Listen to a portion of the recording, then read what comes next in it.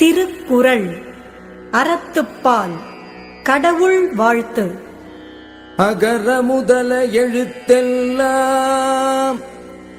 ஆதிபகவன் முதற்றே உலகு.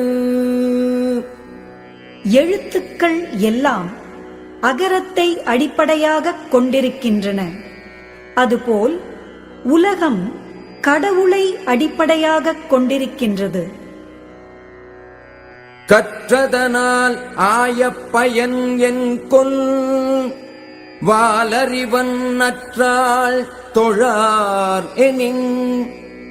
தூய அறிவு வடிவாக விளங்கும் இறைவனுடைய நல்ல திருவடிகளை தொழாமல் இருப்பாரானால் அவர் கற்ற கல்வியினால் ஆகிய பயன் என்ன? மலர்மிசை ஏகினான் மானடி சேர்ந்தார் நிலமிசை நீடு வாழ்வார். அன்பரின் அகமாகிய மலரில் வீற்றிருக்கும் கடவுளின் சிறந்த திருவடிகளை இடைவிடாமல் நினைக்கின்றவர் இன்ப உலகில் நிலைத்து வாழ்வார். வேண்டுதல் வேண்டாமையிலான் அடி சேர்ந்தார்க்கு யாண்டும் இடும்பை இல. விருப்பு வெறுப்பு இல்லாத கடவுளின் திருவடிகளை பொருந்தி நினைக்கின்றவர்க்கு எப்போதும் எவ்விடத்திலும் துன்பம் இல்லை. இருள் சேர் இருவினையும் சேரா இறைவன் பொருள் சேர் புகழ் புரிந்தார் மாட்டு.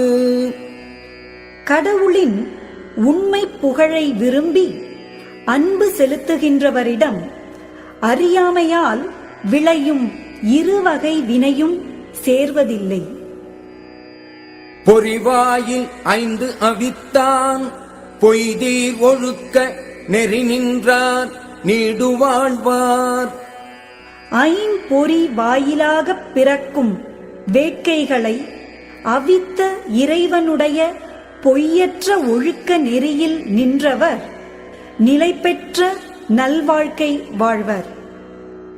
தனக்கு உவமை இல்லாதான் தாள் சேர்ந்தார்க்கு அல்லால் மனக்கவலை மாற்றல் அரிது. தனக்கு ஒப்புமை இல்லாத தலைவனுடைய திருவடிகளை பொருந்தி நினைக்கின்றவர்க்கு அல்லாமல் மற்றவர்க்கு மனக்கவலையை மாற்ற முடியாது. அறவாழி அந்தணன் தாள் சேர்ந்தார்க்கு அல்லால் பிறவாழி நீந்தல் அரிது. அறக்கடலாக விளங்கும் கடவுளின் திருவடிகளை பொருந்தி நினைக்கின்றவர்க்கு அல்லாமல் மற்றவர் பொருளும் இன்பமும் ஆகிய மற்ற கடல்களை கடக்க முடியாது. கோளில் பொறியில் குணமிலவே என் குணத்தான் தாளை வணங்காத்தலை. கேட்காத செவி பார்க்காத கண் முதலியன போல் என் குணங்களை உடைய கடவுளின் திருவடிகளை வணங்காதவரின் தலைகள் பயனற்றவைகளாம். பிறவிப் பெருங்கடல் நீந்துவர் நீந்தார் இறைவன் அடி சேராதார். இறைவனுடைய திருவடிகளை பொருந்தி நினைக்கின்றவர் பிறவியாகிய பெரிய கடலை கடக்க முடியும், மற்றவர் கடக்க முடியாது.